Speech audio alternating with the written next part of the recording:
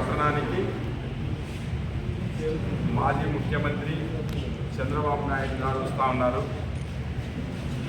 ప్రజాగలం పేరుతో మీ బొగ్గుల దస్తగిరిని గెలిపించాలి, పంచలింగాల కురవనాగరాలను గెలిపించాలనే ఉద్దేశంతో వస్తున్నారు. నాకు తెలిసి చంద్రబాబు నాయుడు చాలా కాలం తర్వాత ఇక్కడికి వస్తూ ఉన్నాడు.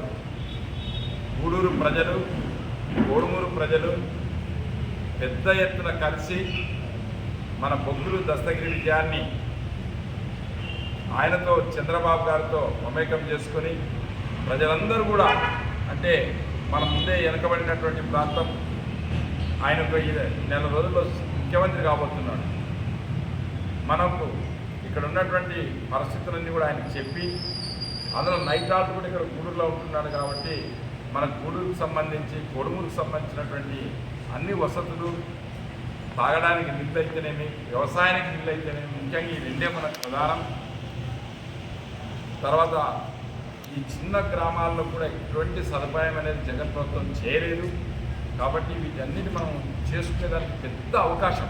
కాబట్టి ప్రజలందరూ వచ్చి దీన్ని దిగ్విజయం చేయాలని కోరుతా ఉన్నాను. ఇప్పుడు మన ఎంపీ డాక్టర్ సంజీవ్ కుమార్ గారు 2 నిమిషాలు చెప్తారు.